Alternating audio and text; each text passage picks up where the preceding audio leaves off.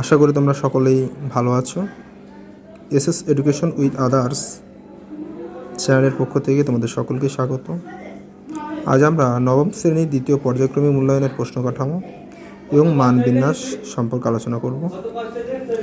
এখানে তোমাদের অধ্যায় নম্বর 3 ঊনবিংশ শতকের ইউরোপ, অধ্যায় নম্বর 4 শিল্প বিপ্লব, উপনিবেশবাদ ও সাম্রাজ্যবাদ, অধ্যায় নম্বর 5 20 শতকের ইউরোপ থেকে 40 নম্বরের পরীক্ষা হবে।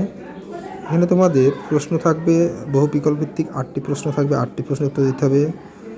অতি সংক্ষিপ্ত প্রশ্ন থাকবে 8টি প্রশ্ন উত্তর দিতে হবে। সংক্ষিপ্ত প্রশ্ন থাকবে 6টি, 4টি প্রশ্ন উত্তর দিতে হবে। বিশ্লেষণধর্মী 3টি প্রশ্ন থাকবে, 2টি প্রশ্নের উত্তর দিতে হবে। ব্যাখ্যামূলক 3টি প্রশ্ন থাকবে, 1টি প্রশ্নের উত্তর দিতে হবে।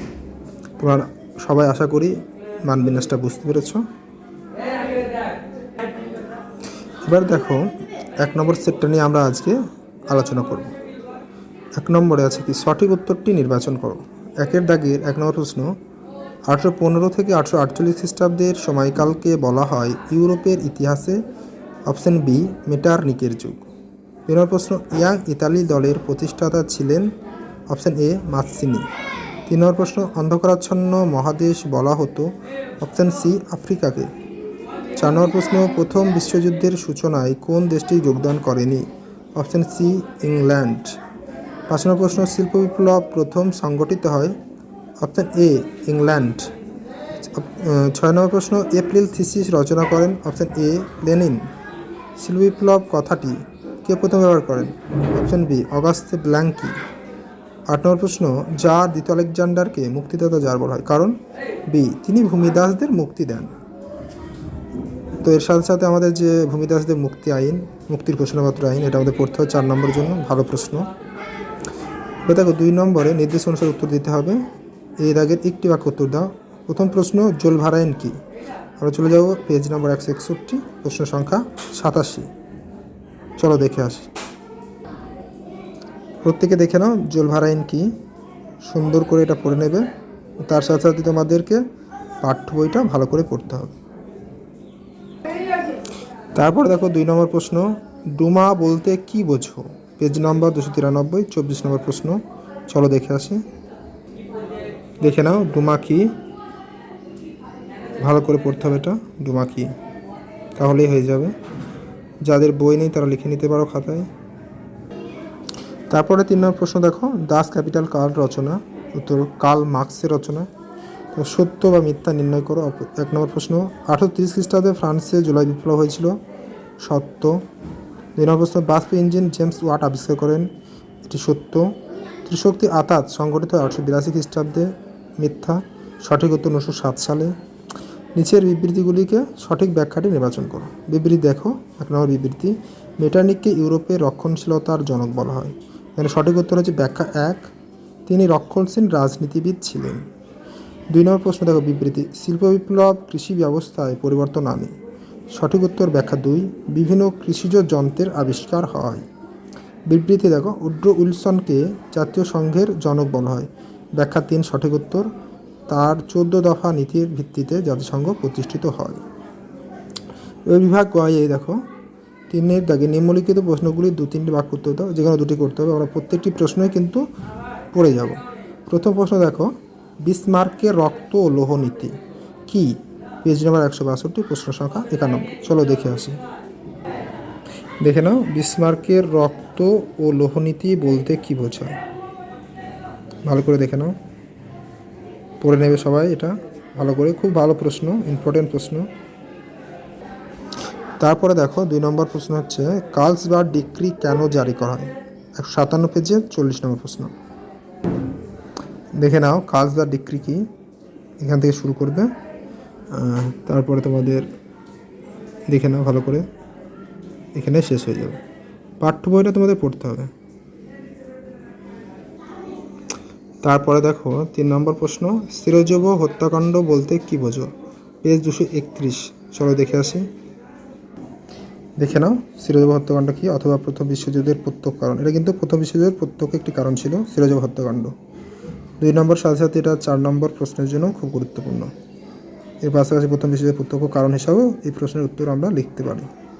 ভালো করে এই প্রশ্নটা তোমাদের পড়তে হবে। তারপর দেখো 4 দাগের প্রশ্ন, কবে ও কাদের মধ্যে ত্রিশক্তি মৈত্রী স্বাক্ষরিত হয়? পেজ 231, প্রশ্ন সংখ্যা 137। চলো দেখে আসি। দেখে নাও, ত্রিশক্তি মৈত্রী বা ট্রিপল অ্যালায়েন্স কবে কাদের মধ্যে স্বাক্ষরিত হয়?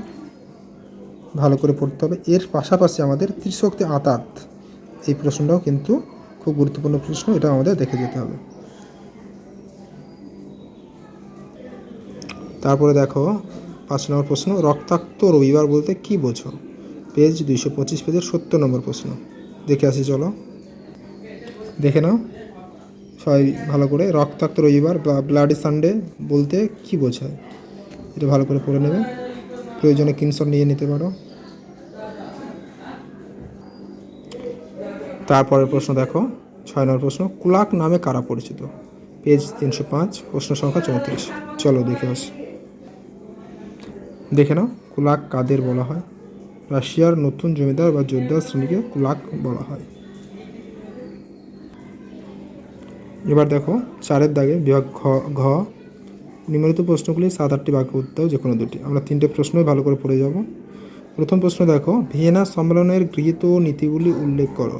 পেজ 139, প্রশ্ন সংখ্যা 6। চলো দেখে আসি। দেখে নাও, ভিয়েনা সম্মেলনের মূল নীতিগুলি কী কী? ভিয়েনা সম্মেলনের নীতি ভূমিকা সম্পর্কে 3টি নীতি আমরা জানি। ভিয়েনা সম্মেলনের ন্যায্যাধিকার নীতি সম্পর্কে পড়তে হবে, ক্ষতিপূরণ নীতি, শক্তি সাম্য নীতি। এতদূর তোমাদেরকে পড়তে হবে এই প্রশ্নটি। তারপরে দেখো 2 দাগের প্রশ্ন, ইংল্যান্ডের মাটিতে প্রথম শিল্প বিপ্লব কেন হয়? পেজ 203, 4 নম্বর প্রশ্ন। চলো দেখে আসি। দেখে নাও, ইংল্যান্ডে প্রথম শিল্প সংগঠিত হওয়ার কারণ কী? কারণগুলি সব পড়তে হবে তোমাদেরকে। খুব ভালো একটি প্রশ্ন এবং খুব গুরুত্বপূর্ণ এই প্রশ্নটি সেকেন্ড সামেটিভের জন্য। তারপর 3 নম্বর প্রশ্ন দেখো, টিকা লেখো উড্রো উইলসনের 14 দফা শর্ত। পেজ 252, প্রশ্ন সংখ্যা 30।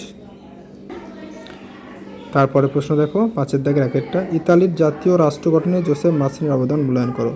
128 পেজের 9 নম্বর প্রশ্ন।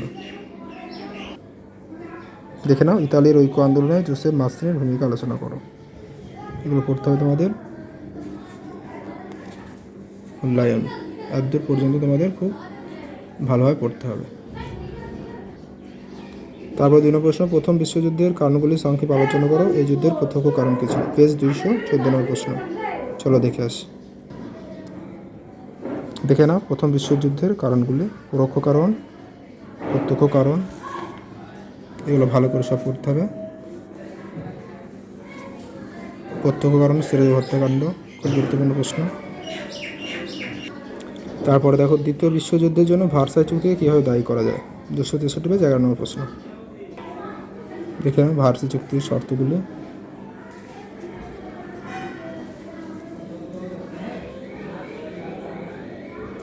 এবং সবাই বুঝতে পেরেছে আশা করি। এর পাশাপাশি এই উড্রোনের 14 দফা শর্ত, এটা একবার দেখে নাও, বাই মিস্টেক দেখে নাও। এটা উড্রোনের 14 দফা নীতি, এটা তোমাদের 14টি দফা নীতি ভালো করে পড়তে হবে। যারা চ্যানেলে নতুন তারা চ্যানেলটিকে সাবস্ক্রাইব করবে।